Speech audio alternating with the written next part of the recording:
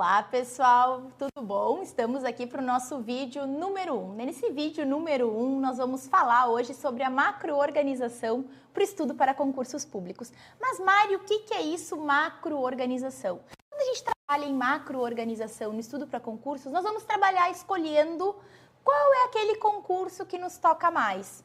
E aí a gente também vai trabalhar nessa questão de macro-organização, como que vai se preparar, se o edital está ou se o edital ainda não está aberto. E também a gente vai trabalhar se a gente já tem conhecimento, domínio sobre as matérias e se a gente ainda não tem. E no final, prepara o lápis e a canetinha e o papel aí na mão, porque a gente vai ter um dever de casa para você fazer. À medida que nós formos evoluindo, no final de cada vídeo a gente vai ter aí um deverzinho de casa. Então fica aí ligadaço no vídeo de hoje. Então, pessoal, o que a gente vai se preparar na hora que a gente vai trabalhar com qual concurso? Na hora que a gente vai escolher qual concurso que a gente vai fazer? Sempre que o aluno chega para mim e diz assim, Mari, eu quero estudar para concurso. Primeira coisa que eu pergunto é, quer estudar por quê? Por dor ou por amor? E todo mundo se mata rindo.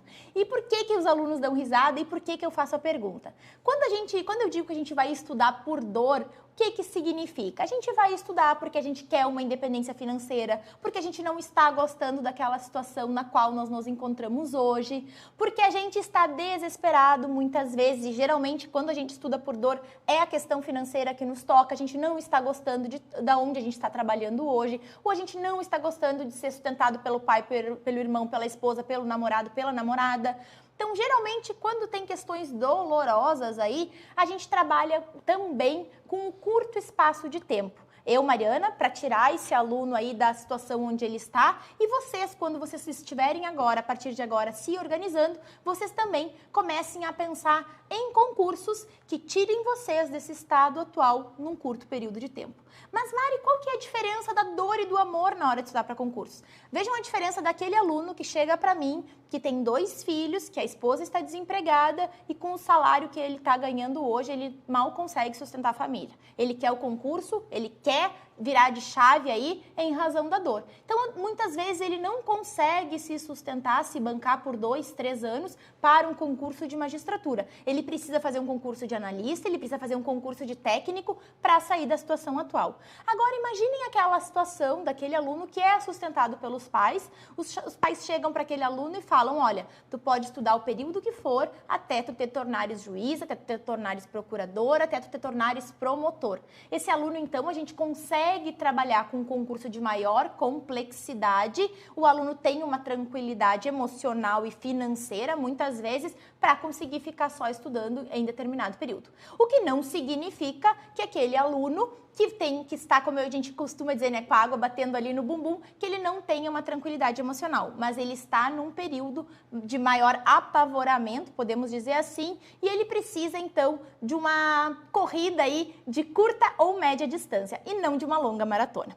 Então, pessoal, passado esse questionamento inicial, se vocês vão estudar para concurso ou se vocês estão estudando para concurso por dor ou por amor, chega a hora da gente saber para que concurso eu vou escolher. Antes da gente escolher, eu vou escolher analista do TRF, eu vou escolher promotor de justiça, o que eu gosto de trabalhar com o aluno é para qual área você gosta mais. Você gosta mais do estadual ou você gosta mais do federal? Você gosta mais do público ou você gosta mais do privado? Eu, por exemplo, sempre trago esse exemplo, quando eu estava estudando, quando eu estava saindo da faculdade, eu nunca vou esquecer, eu estava na esteira da academia e uma colega que já estava no direito, já quase se formando, eu estava ali na metade para o fim e ela já estava se formando, ela me perguntou, tu vai fazer federal ou estadual? Eu disse, não sei, por quê? Dizia, é porque eu não gosto de matéria estadual. E aí eu comecei a parar e me analisar quais as matérias que eu gostava mais. E eu fui me dando conta que eu gostava mais de previdenciário, de tributário, de constitucional, de administrativo, que eu não gostava tanto de civil, que eu não gostava tanto como eu brincava daquela briga de família, apesar de ter estagiado vários anos na defensoria. Então, comecem a ver com quais disciplinas vocês se identificam ou ainda vocês se identificavam na época da faculdade. Um bom parâmetro aí para a gente ver é a prova da OAB. Geralmente, naquelas áreas que vocês fazem a prova da OAB ali, se é trabalho e processo do trabalho, se é civil ou processo civil, que vocês fizeram a segunda fase, são as áreas que vocês mais se identificam. Ou ainda, sobre aquilo que vocês estudaram, que vocês se debruçaram para fazer o TCC na faculdade. Então, isso também já é um norte, assim como se vocês estão cursando uma pós-graduação, vocês também podem usar isso como um norte sobre aquilo que vocês gostam mais. Passada essa fase, o que eu diria para vocês? Não se concentrem em um único concurso especificamente. Por exemplo, eu quero analista de TRF. Analista de TRF tem uma gama de disciplinas, por exemplo, que vocês podem usar para outros concursos, como analista do MPU, como analista do TRE. Ai, Mari, mas TRE tem direito eleitoral. Sim, mas é uma disciplina diferente. Então, vocês podem estudar a base comum e à medida que for saindo, sendo publicado editais ou estiver perto de serem publicados editais desses outros concursos, vocês podem permear essas outras áreas, sim. O que é importante é a base estar bem sólida e a base estar bem estudada. E aí vocês podem me perguntar, o que é a base, Mari? A base são as 6 disciplinas básicas. E as 6 disciplinas básicas são compostas por direito constitucional, administrativo, civil, processo civil, penal e processo penal. Então, essas 6, a gente tem que estar com elas lidas do início ao fim, ou pelo menos metade delas lidas do início ao fim, ou aí 60% a 70% delas. Quando eu digo lidas do início ao fim, é que vocês já tenham se debruçado sobre PDFs, ou o que é melhor e que eu gosto muito, depois a gente vai tratar disso num próximo vídeo, sobre a doutrina, ou na época da faculdade, ou agora, enquanto vocês estão estudando para concurso. E aí, pessoal, passada essa fase, para qual concurso eu vou estudar, a gente também tem que ver se a gente tem edital aberto ou se a gente não tem edital aberto. Se a gente não tem edital aberto, e aqui eu vou dar o exemplo de um concurso que a gente vai ter agora em 2023, muito provavelmente para o final do ano, se a gente não tem edital aberto, como é o concurso do TRE, de analista do TRE, que vai sair de modo unificado, a gente tem um maior prazo para estudar e para nos debruçarmos sobre as disciplinas. Se nós temos o edital aberto, aí nós já temos que trabalhar de uma outra forma. Então, vou começar falando daqueles concursos que não têm edital aberto. Concursos que não têm edital aberto, como analista do TRE, ou ainda, se vocês ainda não sabem para qual concurso irão estudar e vão começar das 6 disciplinas básicas, a minha sugestão, dividam o dia de vocês em 2 turnos. Mari, precisa ser manhã e tarde? Não. Pode ser só durante a manhã, mas aí dentro do período da manhã vocês dividam em 2 turnos. Turno 1 e turno 2. Mari, mas eu trabalho de manhã e de tarde, eu posso estudar apenas à noite? Pode.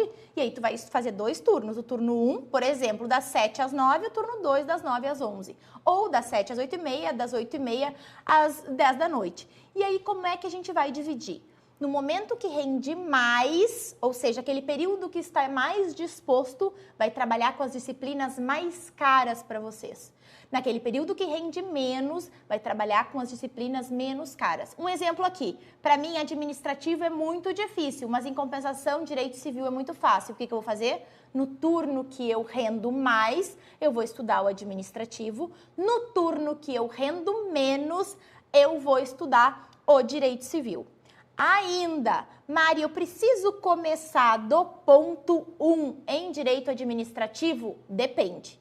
Se vocês estão iniciando o estudo para concurso, mas vocês já têm uma base de conhecimento na época da faculdade, ou ainda se vocês já tiveram após a faculdade a possibilidade de ler uma doutrina, o que eu sugiro? Comecem estudando, então, aquela matéria mais cara para vocês, dos pontos dentro dela que vocês têm maior dificuldade. Então, vamos pegar o exemplo de administrativo que eu tenho dificuldade e qual o ponto dentro de administrativo que eu tenho dificuldade. Então, no meu caso, eu tenho dificuldade em administrativo, licitações. Então, eu vou começar estudando administrativo, licitações. Passado aí, então, eu vou para poderes, por exemplo, controle e vou deixar os princípios do direito administrativo lá para o final. Por que eu vou deixar lá para o final? Porque eles são mais fáceis para mim. E aí o que vai acontecer? Como eu não tenho o edital aberto, quando o edital for aberto, eu vou ter já estudado o que é mais difícil e vou ficar lá apenas com o que é mais fácil e revisando aquilo que é mais difícil. Do mesmo modo, naquela disciplina que eu tenho mais facilidade. Na disciplina que eu tenho mais facilidade, eu vou começar também dos pontos aí dentro dela que eu tenho, apesar da disciplina ter mais facilidade, que eu tenho mais dificuldade. Combinado? E se eu tenho o edital lançado, como é que eu faço? E aí, produção, como é que tá? Tenho tempo? Tá tudo certo? Oh, meu Deus do céu! Tô esgoelada?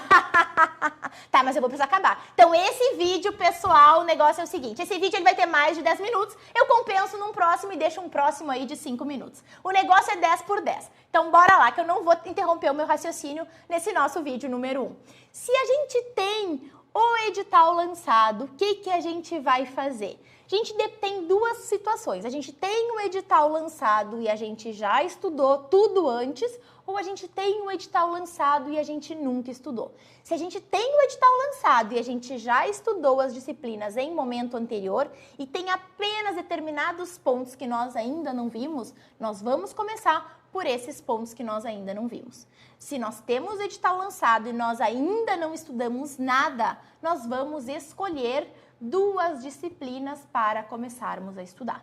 Então, vamos supor que eu tenho o edital lançado de analista do TRE e eu já estudei todo o conteúdo, me falta apenas o direito eleitoral. Eu vou dividir o meu dia em 2 turnos e vou estudar naquele momento que para mim é mais de maior rendimento, eu vou estudar aquilo que para mim é mais caro, aquilo que eu tenho mais dificuldade, e no meu turno de menor rendimento, aquilo que eu já tenho facilidade. Se eu já estudei tudo, o que eu posso fazer? No meu turno que eu tenho mais facilidade, eu posso colocar o giro de questões, trabalhando aí com questões de provas anteriores, de modo que eu revise. Vou dar um exemplo. Vamos supor que eu vou estudar direito eleitoral todos os dias da semana, mas eu tenho que revisar as demais disciplinas. O que eu vou fazer? No turno de maior rendimento eu vou estudar o direito eleitoral, no turno de menor rendimento eu vou fazer alternado. Na segunda eu vou fazer 30 questões de constitucional, na terça eu vou fazer 30 questões de administrativo, na quarta eu vou fazer 30 questões de processo civil e assim eu vou dando giro em todas as disciplinas. E aí a grande pergunta que não quer calar, Mari, onde eu vou inserir? Português, informática e raciocínio lógico. Português, pessoal, se vocês estão acertando quando vocês fazem provas de concursos anteriores entre 50% a 60% do número de questões, eu sugiro que vocês insiram português todos os dias, no mínimo, fazendo uma prova de concursos anteriores.